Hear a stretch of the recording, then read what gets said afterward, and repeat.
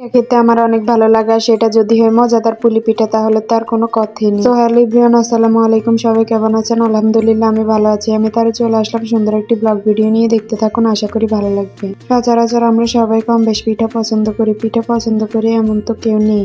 বিশেষ করে নারিকেলের পুলি পিঠা সবারই পছন্দ, আমার তো অনেক পছন্দ। বিশেষ করে এই পিঠা মেহমান আসলে বানানো হয়। কেউ এটাকে পুলি পিঠা, কেউ এটাকে পাঁচ পিঠা নামে চিনে। খুব সুন্দরভাবে নিখুঁত ডিজাইন করে বানানো হয়। আমাদের বাসায় আমার আব্বু বেড়াতে আসছিল, তো আমার আম্মা আমার ভাবিকে বলেছিল পুলি পিঠা বানানোর জন্য। উনি পুলি পিঠা বানাচ্ছে খুব সুন্দর ডিজাইন করে। পুলি পিঠার ভিতরের পুরগুলো এক কথায় অসাধারণ, আর খেতে মজা কি যে বলবো। আর ডিজাইন তো আছে মাশাআল্লাহ অনেক সুন্দর। একটা মানুষ পারে না এমন কোনো কাজ নাই, মানুষ চাইলে সবই পারে। আমাদের মেয়েদের ভিতরে অনেক গুণে দিয়েছে, আমরা ধৈর্য সহকারে প্রয়োগ করতে হয়, তাহলে পারা যায় সবকিছু। তো আমার ভাবি একে একে প্রত্যেকটা পিঠা খুব সুন্দর ডিজাইন করে বানাচ্ছে।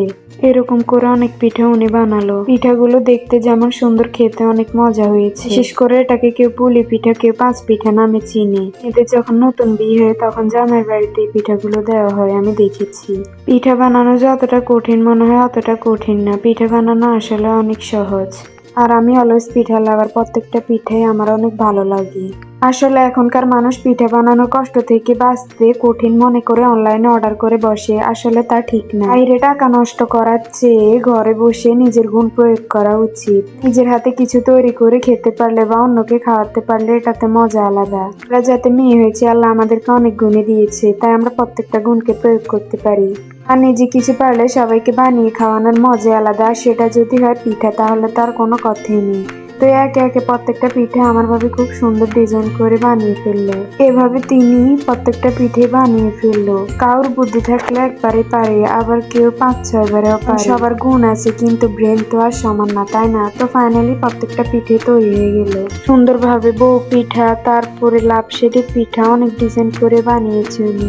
একটা মানুষের গুণ থাকলে সব রকম গুণ খাটিয়ে ডিজাইন করতে পারে। তো আমাদের বাসায় কেউ সেকে পিঠা খায়, কেউ আবার তেলে ভেজে পিঠা খায়।